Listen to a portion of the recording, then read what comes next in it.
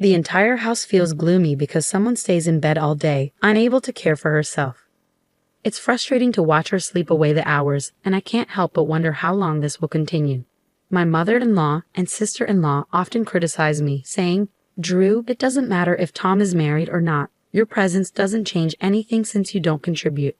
My father-in-law echoes their sentiments, saying, "I'm Jane Brown, 32 years old, and I've been married for 5 years.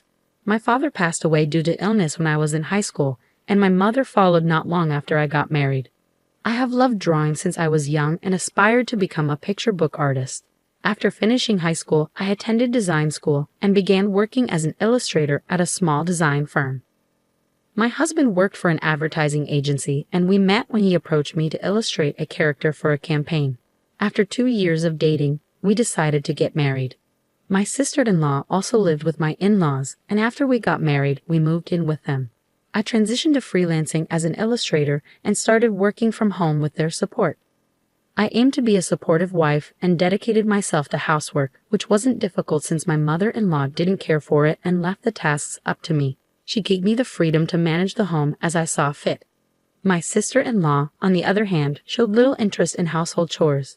She often went out for drinks and dinners with her friends and colleagues, so we rarely shared meals. Yet we coexisted peacefully. However, 3 years ago, my life took a dramatic turn when I fell down a flight of stairs at a train station and suffered serious injuries. The accident left me with a spinal injury resulting in paralysis of my lower body. Initially, the shock was overwhelming, but as time has gone by, I've adapted to this new reality.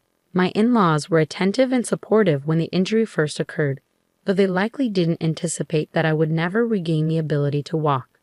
As 3 years passed, significant changes occurred. My sister-in-law married and moved up 2 years ago, perhaps to the relief of my in-laws, who might have hoped for more peace. Yet, since then, their patience with my presence seems to have worn thin. I find myself nearly confined to bed now. Understanding the strain it would put on my parents, I knew relying solely on them wasn't feasible. The layout of my in-laws' old house doesn't accommodate a wheelchair, leaving me confined to my bed, unable to move without it. Thankfully, I had been working from home prior to the accident, a blessing as my upper body remains unaffected, allowing me to continue working. My care is now managed by a helper and a housekeeper who assist me daily. While if I lived alone, a helper could handle cleaning and laundry with family around, this isn't feasible. Though a helper can offer physical assistance, my husband's work commitments prevent him from providing the care I need. Despite my own good spirits, neither my mother-in-law nor my father-in-law, who recently retired, are able to provide the level of care required. According to guidelines, home helpers aren't expected to assist if healthy family members are present and not working, covering tasks like cleaning, laundry, and shopping. Initially, my in-laws would pitch in while taking care of their own chores, but over time, they stopped helping altogether. I understand that my mother-in-law, who has always disliked housework, found it bothersome to take on my tasks. My husband was attentive at first, but now he barely speaks to me. He dismisses my needs, saying, "There's nothing to help with. I have my own job to focus on, and caregiving isn't a man's responsibility." Though my in-laws' lack of support doesn't automatically permit the helpers to assist me according to regulations, one helper, concerned about my situation, introduced me to our housekeeper. My in-laws voiced their disapproval of hiring a housekeeper, calling it wasteful and extravagant. However, I have personal needs that must be met. If they don't handle my laundry, I won't have clean clothes to wear. "Are you trying to take advantage of me?" my mother-in-law asks. I respond, "Not at all, but given my condition, I need your help." At that, my in-laws looked at me as though I were a burden. My mother-in-law added, "We can't afford to spend money on a housekeeper." I assured her, "I'll handle the cost." I was grateful that I had continued working. With my financial independence, I arranged for a housekeeper to come to the house. Her name was Susie, a 52-year-old woman whose husband had passed away years ago, and she had no children. Susie's demeanor reminded me of my late mother, kind-hearted and gentle. She took excellent care of me, and I felt a sense of comfort with her presence. Now, the only people I can talk to are Susie and the helper, not my family. When Susie arrived, my in-laws quickly tried to take advantage of her. "You should handle our laundry and cleaning as well," they demanded. "No," Susie replied firmly. You're the housekeeper. It's part of your job, they insisted. Doing your chores will require additional payment. Are you willing to cover the extra cost? She countered. How dare you? You're an insolent housekeeper, they exclaimed. Despite the argument that followed, I felt a sense of relief knowing Susie stood her ground. After about a year of this arrangement, my sister-in-law returned home, recently divorced. My husband cheated on me, she said, seeking refuge in the midst of her troubles. He was an idiot. He must have been easily led astray by some woman, my sister-in-law added. He was always such a nag. My brother-in-law held a stable job at a large company and had always seemed like a trustworthy businessman. His actions didn't match the profile of someone who would betray his wife. I found the situation odd, but I chose to stay quiet to avoid causing conflict. Mia echoed my in-laws' demands for Susie's help, but Susie stood her ground and firmly refused. Susie wasn't fond of my in-laws, as they had never said a kind word to me. I declined their request. Susie stated, Why are you here taking care of Jane? They claimed you were a useless housekeeper just like Jane. It must be because she's not paying you enough, they continued. After all, it's just a side job for her. Jane can't even take care of herself, so I have to rely on the housekeeper for help, they said. Mia and Kelly, you both can manage on your own right, so there's no need for extra help. My in-laws' sarcastic comments intensified once Mia returned home. A bedridden wife is just a burden. Now that Mia's back, you make our house feel crowded. We only need Mia here.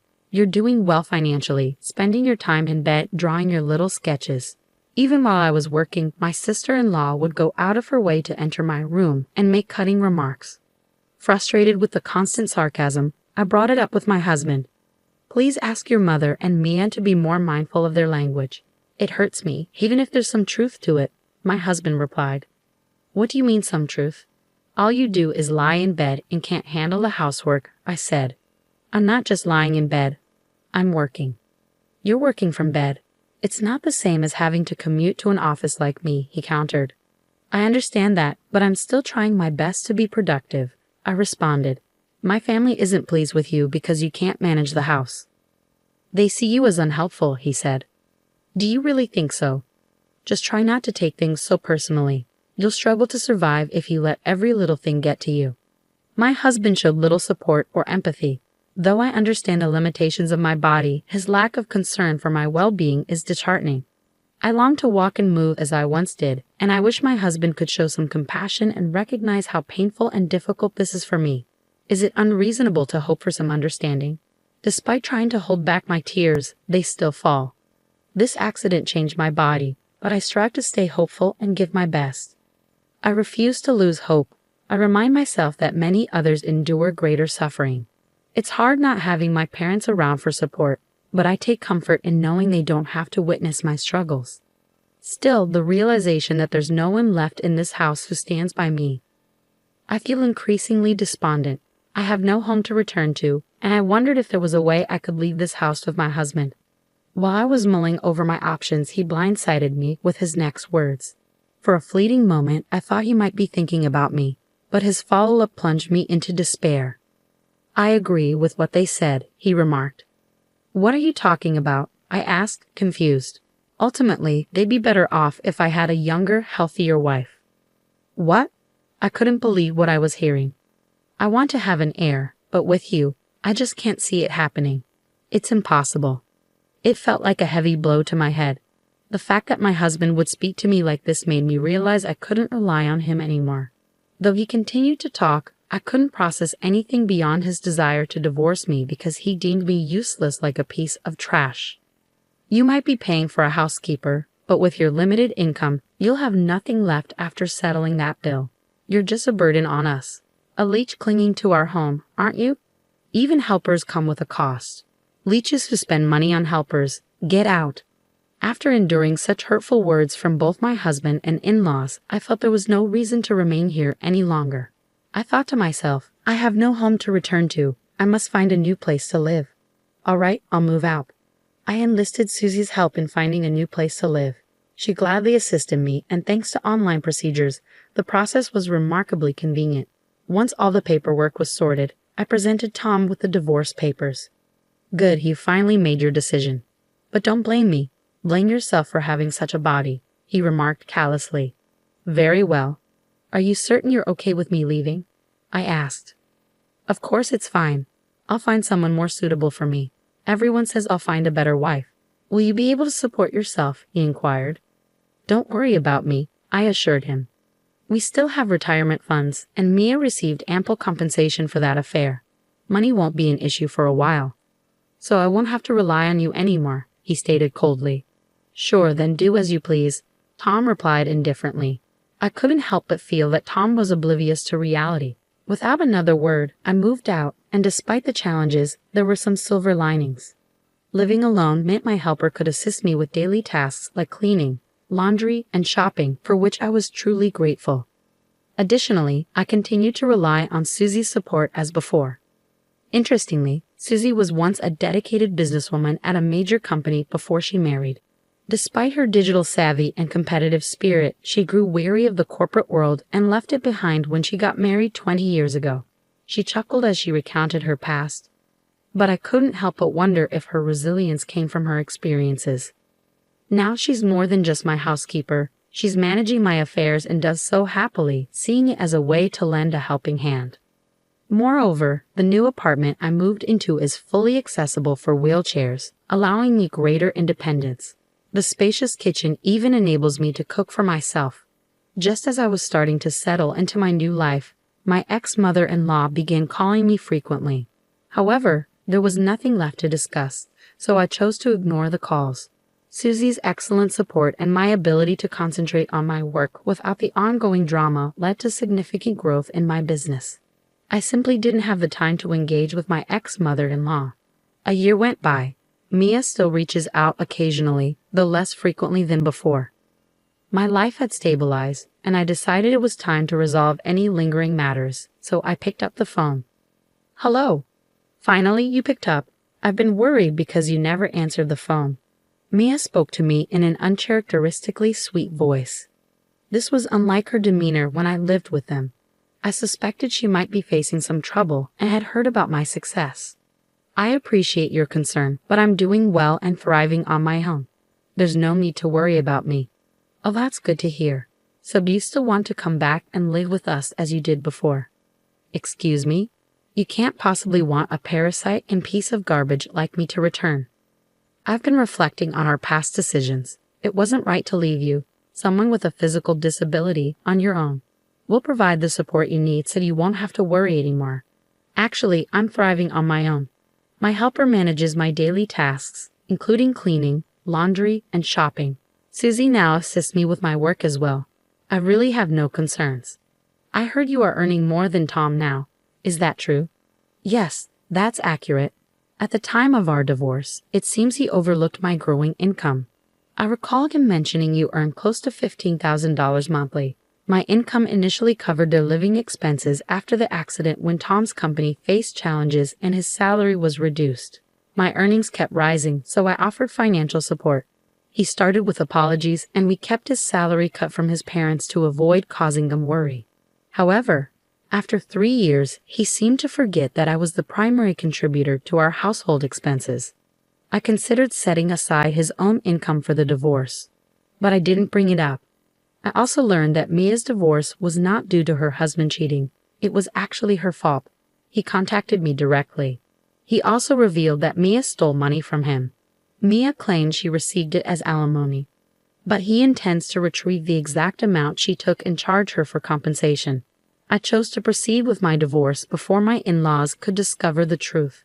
When I confronted Kelly about it, she was visibly shocked. Tom developed feelings for a hostess at a bar and ended up accumulating some debt. Oh, so that's why he wanted the divorce. He hoped to siphon off your income. He can forget about that. Besides, their connection was purely transactional. He was just a customer. I know, were you aware? Yes, I knew everything. Why didn't you tell me? Were you also aware that Tom's company was struggling? Yes. How could you keep this from me when you knew all along?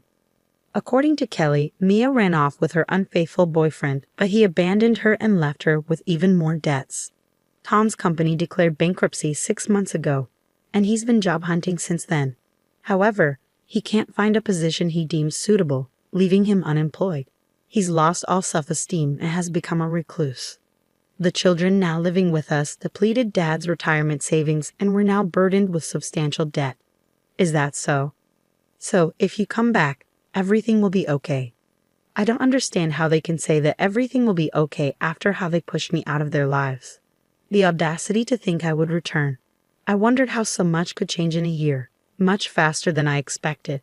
Tom likely never imagined his company would actually go bankrupt, but his lack of foresight led to this outcome. Kelly tearfully confessed that if she had known what would happen, she would have prevented our divorce. But now it's far too late for that. All she seems to care about is money and herself. Mia, meanwhile, has no motivation to work and has become a couch potato, gaining weight in the process. Well, Tom sold the house to pay off the kids' debts. The property was old and not valuable, and the cost of clearing the land was deducted from the sale. The location was also undesirable, so they didn't receive much money for it. Now the 4 adults are crammed into a small one-room apartment, struggling to make ends meet. Kelly sobbed on the phone, saying they were forced to work long hours at part-time jobs and were completely worn out. This is all your fault for not answering my calls. If I had reached you before we sold the house. What exactly are you trying to say? If you had known we were selling the house, you would have assisted us, right? After all, you lived there too, so you must have some sentimental attachment to it, correct? Absolutely not. What? I couldn't believe how self-centered she was. I was relieved I didn't answer the phone. Even if I had, I wouldn't have gone along with such a selfish request. So both Tom and Mia are depending on you, along with Mother and Kelly. Please come back. You're the only one we can rely on. Sorry, but I'm not your family. Don't depend on me. Don't say that. We're sorry for everything. I apologize. I can't believe she's saying this. I felt a headache coming on. It was time to give them an ultimatum and bring this to an end. The reason I picked up your call today is because I have something important to tell you. What is it? I'm planning to sue all of you. What? Why should we be held responsible? Tom didn't cheat on you, and he wasn't involved with the hostess bar girl. It's not about infidelity. It's about the mental anguish caused by the verbal abuse I endured from all of you. What? I informed her that I had recorded and documented all the abusive language they had directed at me. When I mentioned the evidence I possessed, she became visibly agitated and abruptly ended the call. Perhaps she realized that continuing the conversation could lead to greater consequences. It was interesting to observe her reaction. When my lawyer issued a formal request for compensation, Kelly carefully tried to negotiate a settlement, citing their current hardships. However, I stood my ground and refused to accept any offer that did not hold them accountable. I was asked to create an illustration, which brought me a step closer to realizing my dream of becoming a picture book author. Despite all the challenges I've faced, I remain committed to approaching life with a positive attitude and not taking myself too seriously.